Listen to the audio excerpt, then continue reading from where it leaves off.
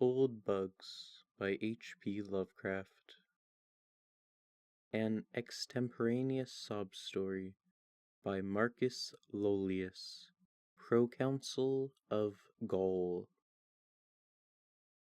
Sheehan's Pool Room, which adorns one of the lesser alleys in the heart of Chicago's Stockyard district, is not a nice place. Its air, freighted with 1,000 odors, such as Coleridge may have found at Cologne, too seldom knows the purifying rays of the sun, but fights for space with the acrid fumes of unnumbered cheap cigars and cigarettes which dangle from the coarse lips of unnumbered human animals that haunt the place day and night. But the popularity of Sheehan's remains unimpaired, and for this there is a reason obvious to anyone who will take the trouble to analyze the mixed stenches prevailing there. Over and above the fumes and sickening closeness rises an aroma once familiar throughout the land, but now happily banished to the back streets of life by the edict of a benevolent government. The aroma of strong, wicked whiskey. A precious kind of forbidden fruit indeed in this year of grace, 1950. Sheehan's is the acknowledged center to Chicago's subterranean traffic in liquor and narcotics, and as such has a certain dignity which extends even to the unkempt attaches of the place. But there was until lately one who lay outside the pale of that dignity. One who shared the squalor and filth, but not the importance, of Sheehan's. He was called Old Bugs, and was the most disreputable object in a disreputable environment.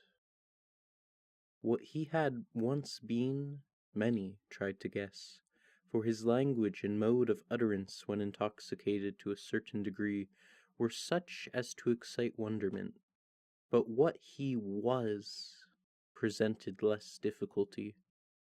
For Old Bugs, in superlative degree, epitomized the pathetic species known as the bum, or the down and outer.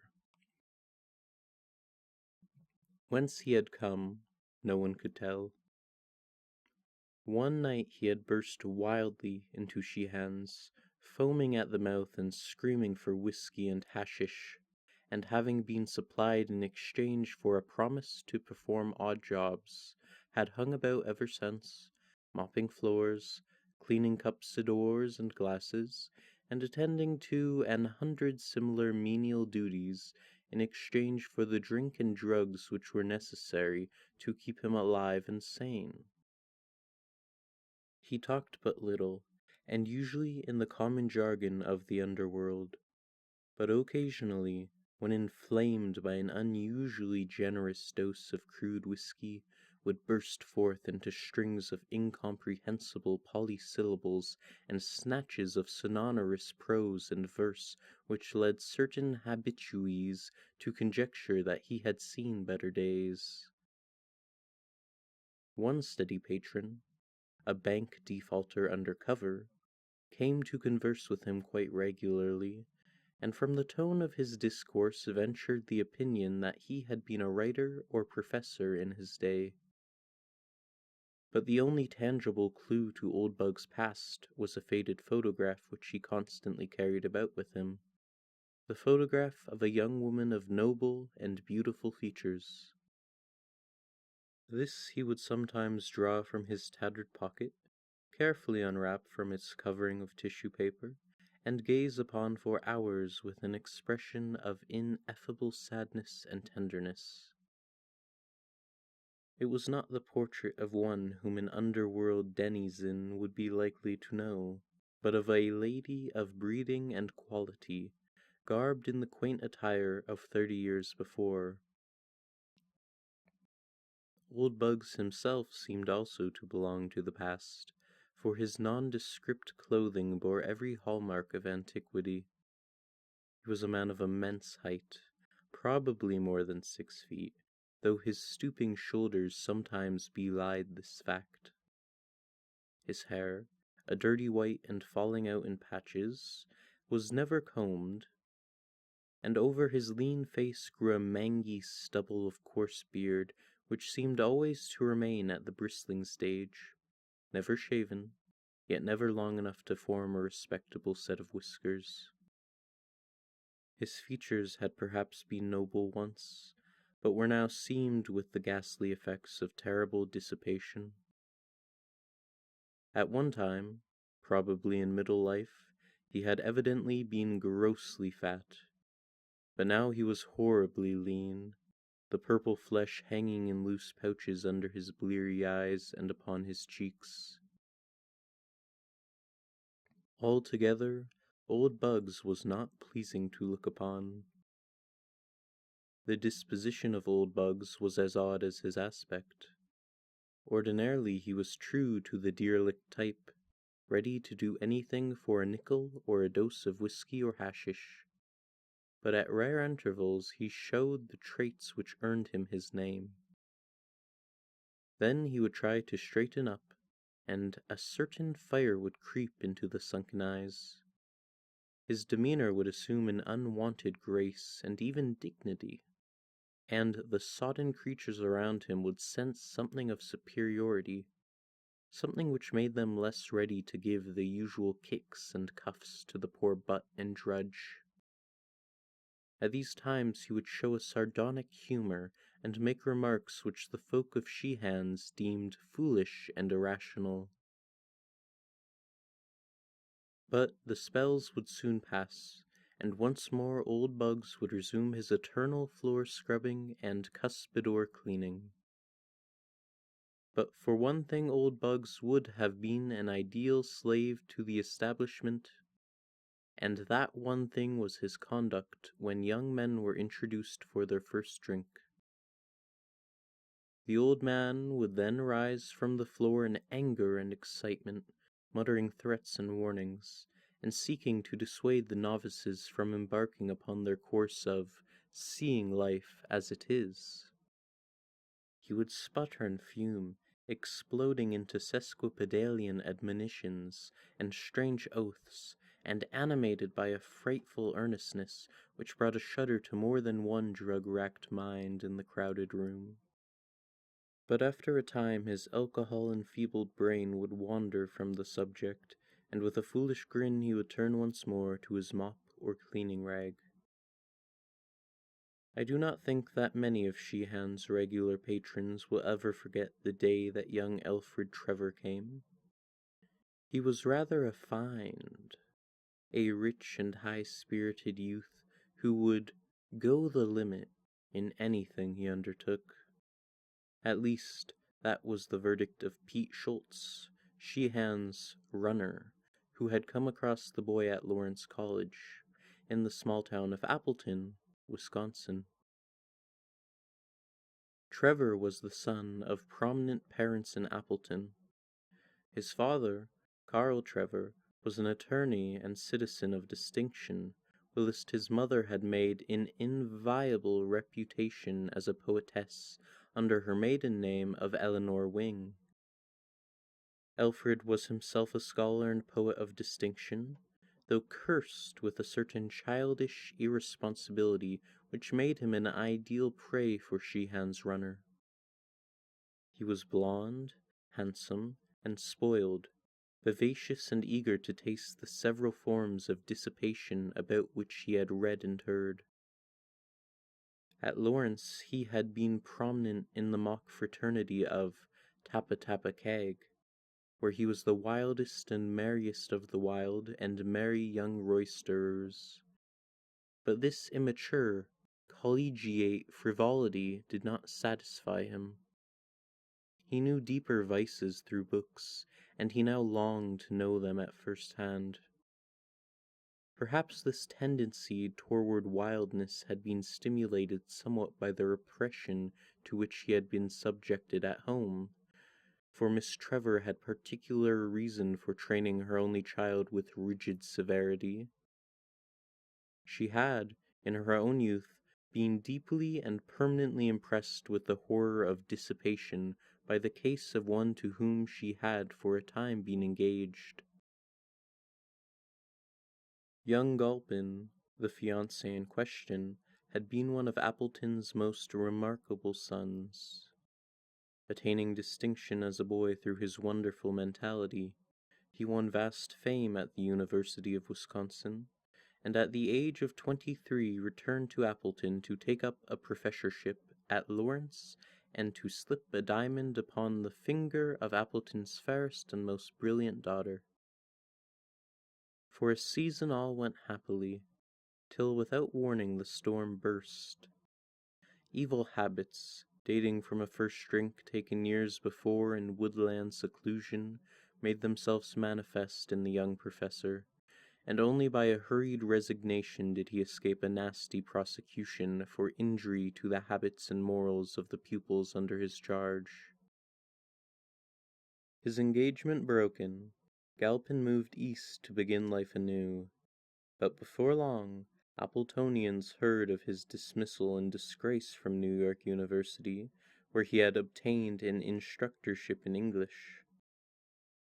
Galpin now devoted his time to the library and lecture platform, preparing volumes and speeches on various subjects connected with belles lettres, and always showing a genius so remarkable that it seemed as if the public must sometime pardon him for his past mistakes. His impassioned lectures in defense of Villon, Poe, Verlaine, and Oscar Wilde were applied to himself as well, and in the short Indian summer of his glory there was talk of a renewed engagement at a certain cultured home on Park Avenue. But then the blow fell. A final disgrace, compared to which the others had been as nothing, shattered the illusion of those who had come to believe in Galpin's reform, and the young man abandoned his name and disappeared from public view. Rumor now and then associated him with a certain Council Hastings, whose work for the stage and for motion picture companies attracted a certain degree of attention because of its scholarly breadth and depth. But Hastings soon disappeared from the public eye, and Galpin became only a name for parents to quote in warning accents. Eleanor Wing soon celebrated her marriage to Carl Trevor, a rising young lawyer, and of her former admirer retained only enough memory to dictate the naming of her only son and the moral guidance of that handsome and headstrong youth. Now, in spite of all that guidance, Alfred Trevor was at Sheehan's and about to take his first drink. "Boss," cried Schultz, as he entered the vile-smelling room with his young victim, "meet my friend, Al Trevor, best little sport up at Lawrence, that's in Appleton, wis you know. Some swell guy, too's father's a big corporation lawyer up in his burg, and's mother's some literary genius. He wants to see life as she is, wants to know what the real lightnin' juice tastes like. So just remember, he's me friend and treat him right." As the names Trevor, Lawrence, and Appleton fell on the air, the loafers seemed to sense something unusual. Perhaps it was only some sound connected with the clicking balls of the pool tables or the rattling glasses that were brought from the cryptic regions in the rear. Perhaps only that, plus some strange rustling of the dirty draperies at the one dingy window. But many thought that someone in the room had gritted his teeth and drawn a very sharp breath. "Glad to know you, Sheehan," said Trevor in a quiet, well-bred tone. "This is my first experience in a place like this, but I am a student of life and don't want to miss any experience. There's poetry in this sort of thing, you know, or perhaps you don't know, but it's all the same." "Young feller," responded the proprietor, "you come to the right place to see life. We got all kinds here, real life and a good time. The damn government can try to make folks good if it wants to, but it can't stop a fella from hitting her up when he feels like it. What do you want, fella? Booze, coke, or some other sort of dope? You can't ask for nothing we ain't got. Habitués say that it was at this point they noticed a cessation in the regular, monotonous strokes of the mop. I want whiskey. Good old-fashioned rye, exclaimed Trevor enthusiastically. I'll tell you, I'm good and tired of water after reading of the merry bouts fellows used to have in the old days. I can't read an Anacreontic without watering at the mouth, and it's something a lot stronger than water that my mouth waters for. Anacreontic? What in hell's that? Several hangers-on looked up as the young man went slightly beyond their depth, but the bank defaulter undercover explained to them that Anacreon was a gay old dog who lived many years ago and wrote about the fun he had when all the world was just like Sheehan's. Let me see, Trevor, continued the defaulter. Didn't Schultz say your mother is a literary person, too? Yes, damn it, replied Trevor, but nothing like the old Tian. She's one of those dull, eternal moralizers that try to take all the joy out of life. Namby-pamby sort. Ever heard of her? She writes under her maiden name of Eleanor Wing. Here it was that old Bugs dropped his mop. Well, here's your stuff, announced Sheehan jovially as a tray of bottles and glasses was wheeled into the room. Good ol' rye, and as fiery as ye can find anywheres in Chi. The youth's eyes glistened and his nostrils curled at the fumes of the brownish fluid which an attendant was pouring out for him. It repelled him horribly and revolted all his inherited delicacy, but his determination to taste life to the full remained with him, and he maintained a bold front. But before his resolution was put to the test, the unexpected intervened. Old Bugs, springing up from the crouching position in which he had hitherto been, leaped at the youth and dashed from his hands the uplifted glass, almost simultaneously attacking the tray of bottles and glasses with his mop, and scattering the contents upon the floor in a confusion of odoriferous fluid and broken bottles and tumblers. Numbers of men, or things which had been men, dropped to the floor and began lapping at the puddles of spilled liquor, but most remained immovable, watching the unprecedented actions of the bar-room drudge and derelict. Old Bug straightened up before the astonished Trevor, and in a mild and cultivated voice said, "Do not do this thing. I was like you once, and I did it.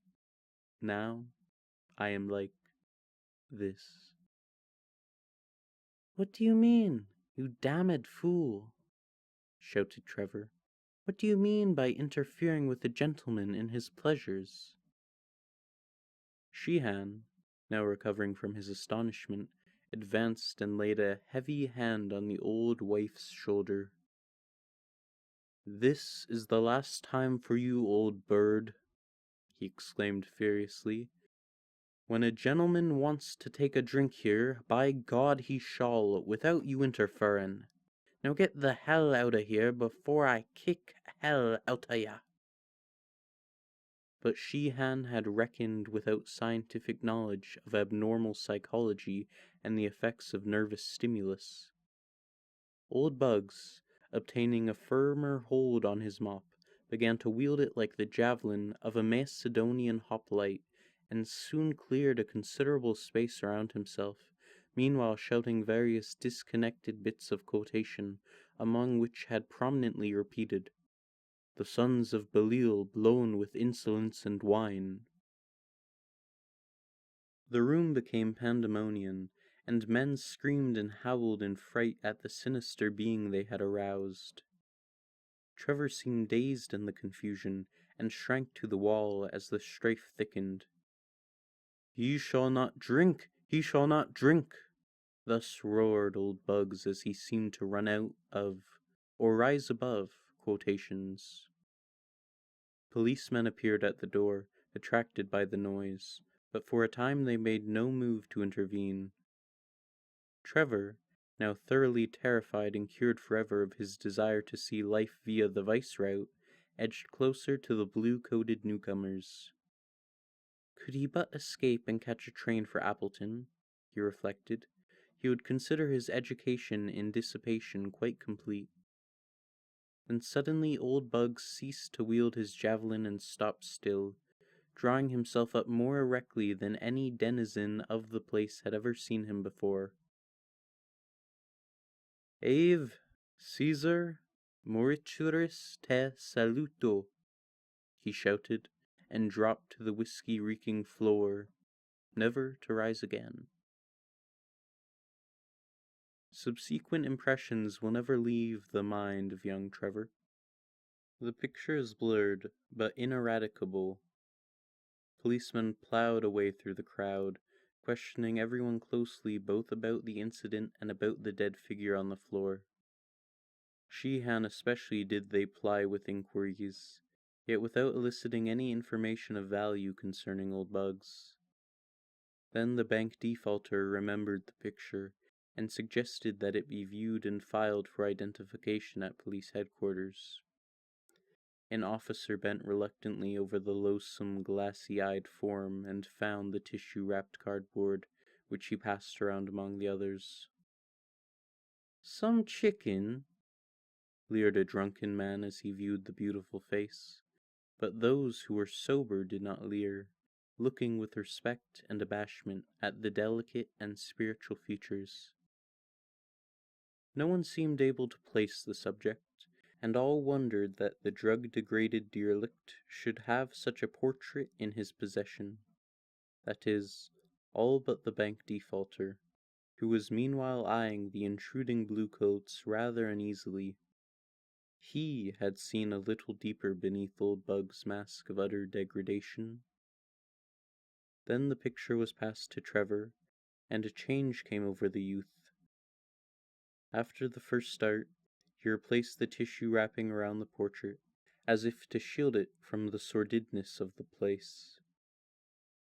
Then he gazed long and searchingly at the figure on the floor, noting its great height and the aristocratic cast of features which seemed to appear now that the wretched flame of life had flickered out. "No," he said hastily, as the question was put to him. He did not know the subject of the picture. It was so old, he added, that no one now could be expected to recognize it.